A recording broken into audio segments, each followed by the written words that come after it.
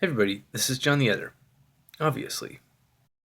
On January 12th, 2018, at 9:49 a.m., the CBC, that's Canada's tax-funded national broadcaster, published a news item detailing an attack on an 11-year-old Muslim girl as she walked to school in a Toronto suburb.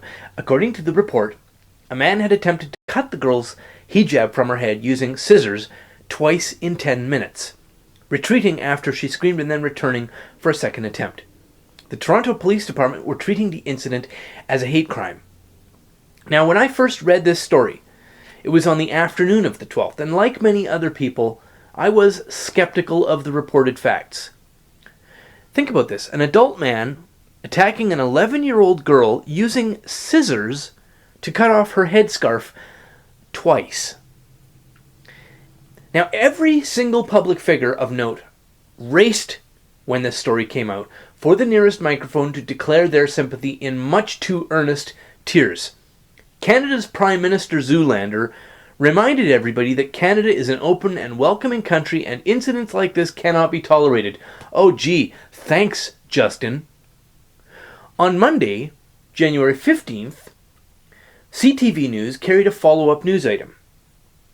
Toronto police say an incident involving an 11-year-old girl who claimed to have her hijab cut by a stranger on the street did not happen. You don't say. We analyzed the evidence. We came to the only conclusion that made sense, which is that this didn't happen. There's a link to that in the low bar. Through the rest of the day, I watched as angry commenters in various news feeds demanded the arrest, the deportation, and the public pillorying of the lying child and her probably lying parents. Understandable as emotional venting, but misguided, I would say.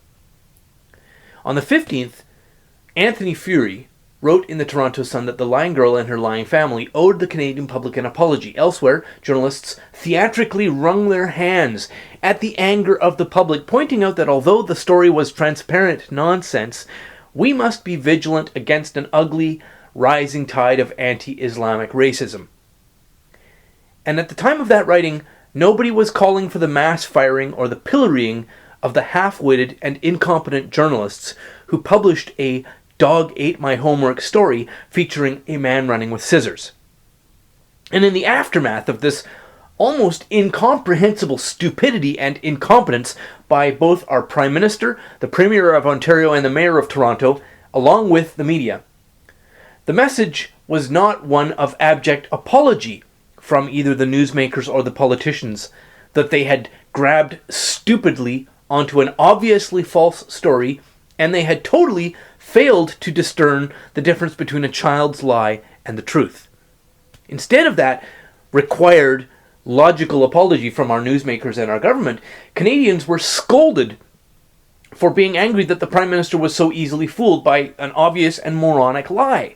We were scolded because we were angry that our so-called journalists demonstrated no competence or adult judgment.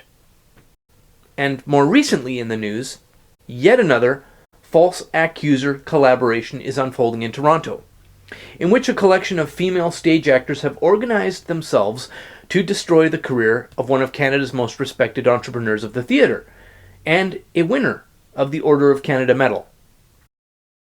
The National, which is a show on the CBC, ran a story on July 4th, giving these actresses a platform to air their accusations to the entire country. That episode specifically detailed that the text of the accusations was contained in a civil court filing, noting within that broadcast that this meant the accusations were legally protected from countersuit for defamation, because any accusation made in a filing is protected. Now, immediately following the legal filing of their lawsuits, the claimants, along with their lawyers, held a public press conference in cooperation with the CBC. And at that press conference, they deflected all the questions about the content of the lawsuit by saying, please refer to the text of the lawsuit, which we have printed off and handed out to you, the press. And you can refer to the statements of claim for that. Women. Did anybody ever speak up? There are allegations of statement of claims, and I direct you to those. Now, as I write this, it's January 20th, over 2 weeks later.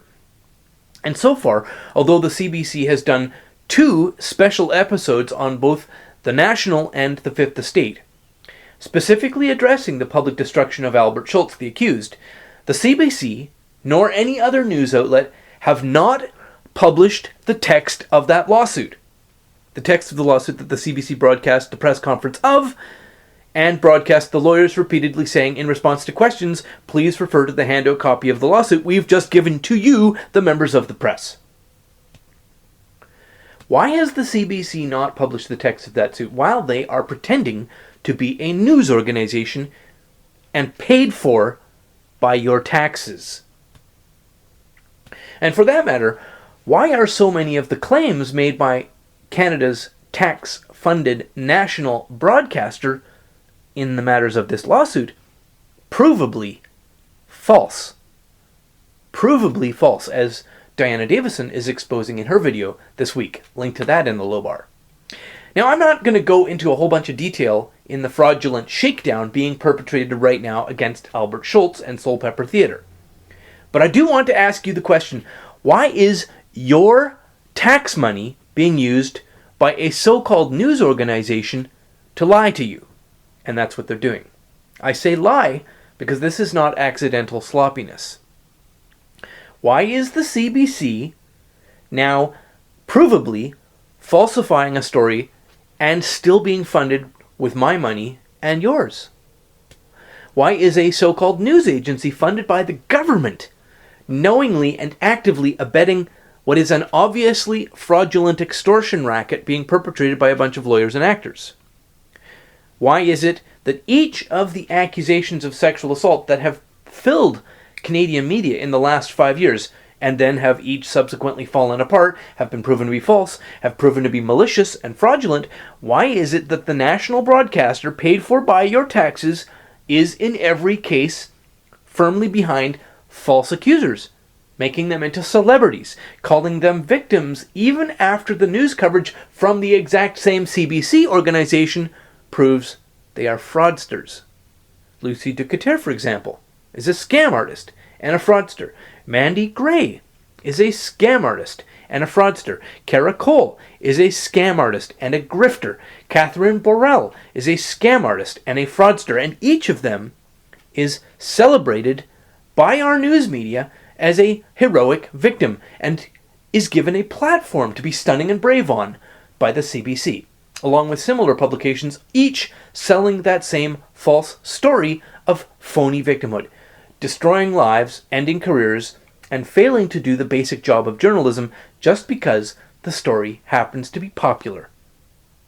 Liars, scam artists, incompetent shakedown entrepreneurs whose stories fall apart when compared to available facts. And yet we keep seeing so-called victims crying, being called stunning and brave, when everybody, including the news broadcasters they are being given a platform on, know that they are fraudsters. And in the case of the CBC, they're doing this with your money, my friends. Why are we not defunding the fraudulent National News Agency? Why aren't so-called journalists paid for by your taxes to lie to you not now working in fast food, with lies so incompetent they can be debunked by a careful watching of their own broadcast? Now, there's been a lot of talk about fake news in the last year, notably surrounding CNN and MSNBC and the American election. I don't want to call this fake news, because what the CBC is doing, in the case of Albert Schultz, as they have with other hoax accusations, is that they are knowingly helping fraudsters. And I say knowingly. They are helping barely competent shakedown artists to ruin the lives and end the careers of innocent people. They are helping to send innocent people to jail, not by accident, not by incompetence. They're doing it knowingly, willfully. They're doing it with their eyes open, and all the resources and money of a government-funded national broadcaster. This is not just fake news. This is the knowing and proactive collaboration of the news with fraudsters in an effort to cleave to and profit from a fashionable sex panic. And they're doing this as the national broadcaster with your money.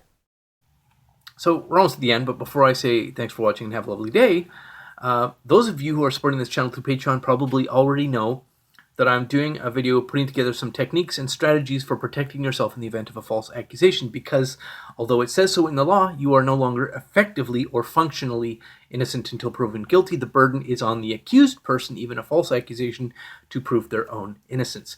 And I'm developing a couple of strategies and guides on how to do that. Some of that is already available to people on the Patreon. I will be publishing a completed video at the end of the week for the YouTube users. But if you want to get early access, the Patreon's in the low bar, or you can support the channel through PayPal. Thanks very much for watching, and as always, have a lovely, lovely day.